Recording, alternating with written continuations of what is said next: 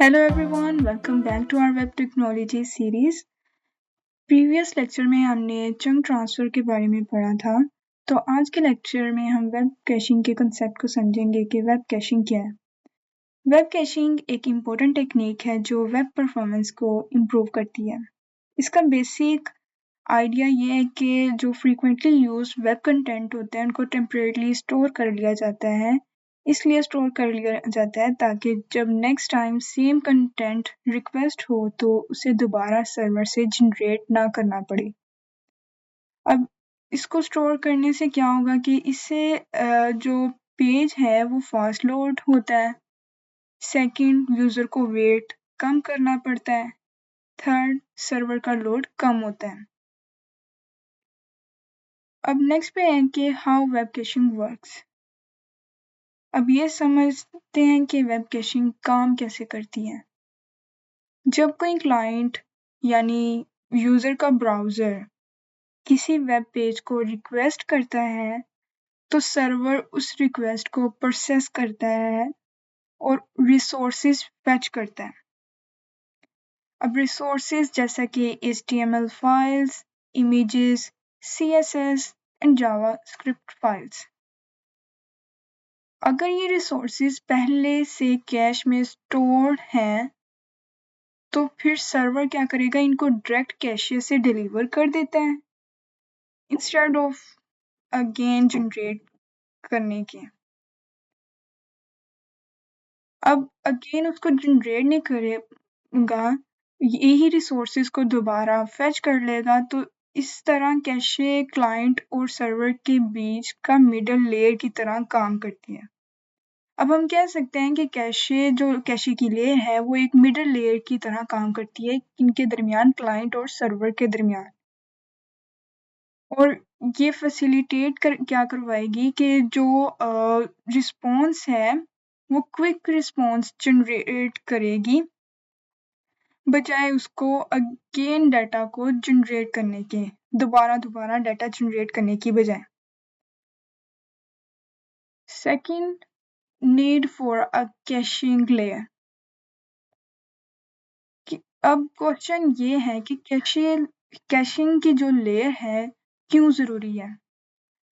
आप सोचें कि अगर कैशिंग ना हो और फ़र्ज़ करें कि हमारे पास ये 3 क्लाइंट्स हैं, क्लाइंट 1, क्लाइंट 2, क्लाइंट 3, और इनको एक ही रिसोर्सेज़ को ये सेम टाइम पर रिक्वेस्ट कर रहे हैं, तो सर्वर क्या करेगा, 3 बार सेम काम करेगा कि उस सर्वर को 3 ही दफ़ा इन तीनों की रिक्वेस्ट को, रिसोर्स तो सेम है बट सर्वर को 3 बार वो सेम काम करने पड़ेगा। अब जब 3 बार एक ही काम को उसने 3 बार किया है तो उससे क्या हो जाएगा, सर्वर स्लो हो जाएगा। जब सर्वर स्लो होगा तो रिस्पॉन्स भी डिले हो जाएगा, कभी-कभी सर्वर ओवरलोड भी हो सकता है। तो कैशिंग लेयर जब आ जाएगी तो सर्वर, अब हमने इसमें कैशिंग लेयर इम्प्लीमेंट करवा दी, सपोज करें, तो जब कैशिंग लेयर आ गई, उसमें कैशिंग लेयर हो गई, तो सर्वर क्या करेगा, एक ही कैश कॉपी से सबको रिस्पॉन्स दे देता है। ठीक है, अब सर्वर ने जो वो कैश कॉपी कर ली थी उसी कॉपी को वो सब में पेस्ट करता जाएगा। सपोज कर लें कि उसने सब में पेस्ट कर दी। अब उसने यहाँ पे जिस तरह लिखा हुआ है, with caching only the first request goes to the server and all other requests for the same resources are intercepted and served by the shared web cache. अब जब उसने एक ही कैश कॉपी से सबको रिस्पॉन्स दे दिया तो उससे क्या हो जाएगा कि सर्वर का लोड भी कम हो जाएगा, और जब सर्वर का लोड कम होगा तो परफॉर्मेंस इम्प्रूव हो जाएगी।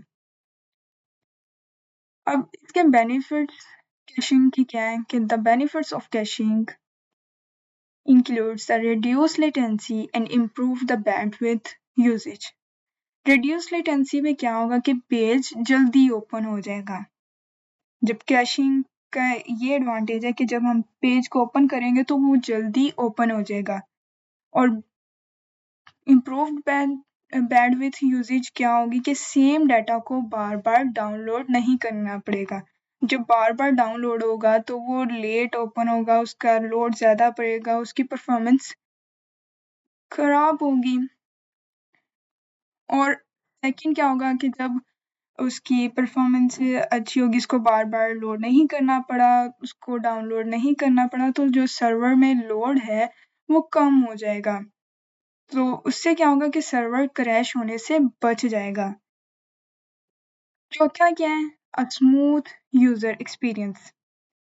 अब स्मूथ यूजर एक्सपीरियंस क्या है कि यूजर सेटिस्फाइड रहते हैं। अब मैंने कोई फाइल डाउनलोड की तो कैशिंग से क्या होगा कि कैशिंग सपोर्ट करेगी कि जल्दी मैंने कुछ उस पेज को ओपन करना तो वो जल्दी ओपन हो जाएगा और उसको बार बार मुझे डाउनलोड नहीं करना पड़ेगा उस फाइल को, जिससे मेरा जो सर्वर है वो उस पे लोड भी कम आएगा, जिससे जब लोड कम आएगा तो मेरी जो सेटिस्फेक्शन है वो बेहतर रहेगी।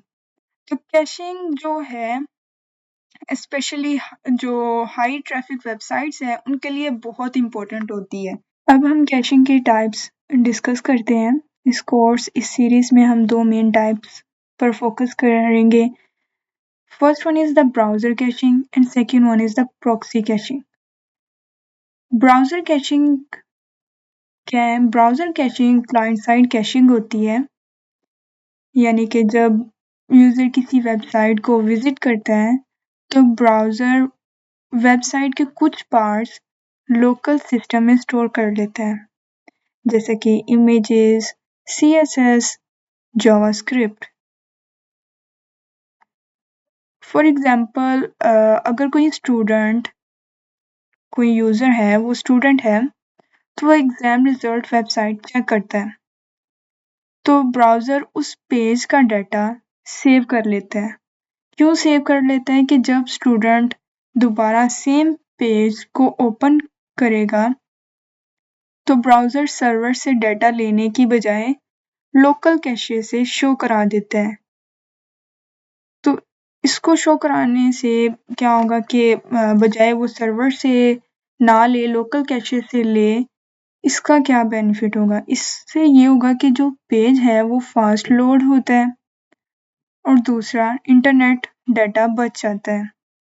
तो ब्राउज़र कैशे तब तक रहता है जब तक एक्सपायर ना हो जाए। अब बात करते हैं प्रॉक्सी कैशिंग की।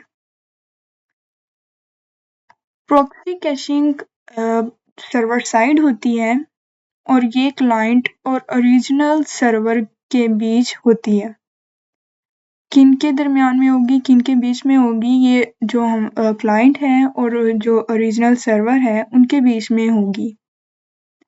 जब क्लाइंट रिक्वेस्ट भेजता है तो रिक्वेस्ट पहले प्रॉक्सी सर्वर पर जाती है, फिर जब प्रॉक्सी सर्वर पर जाएगी तो प्रॉक्सी सर्वर चेक करता है कि क्या ये डाटा मेरे कैशे में ऑलरेडी है।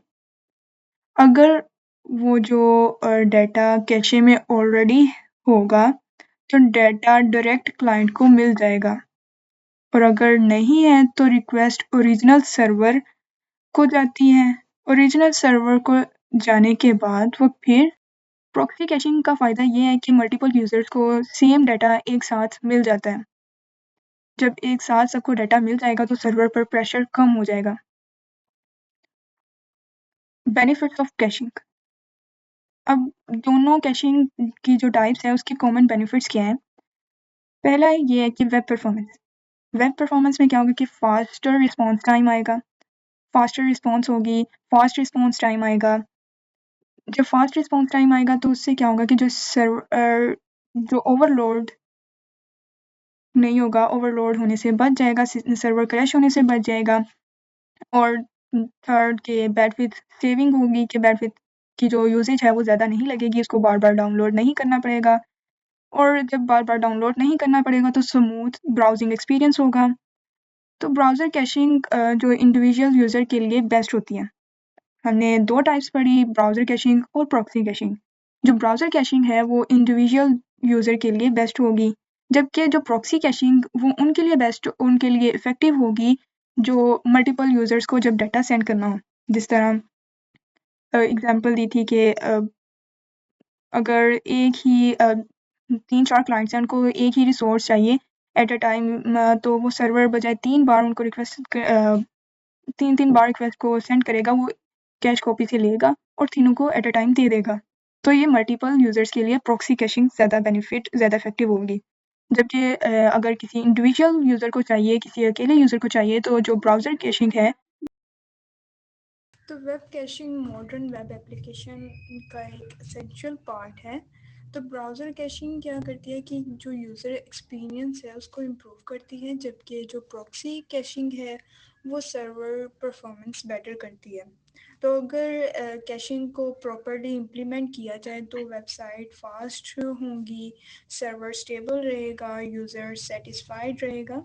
तो इसलिए कैशिंग को हम वेब परफॉर्मेंस ऑप्टिमाइजेशन का बैकबोन भी कहते हैं।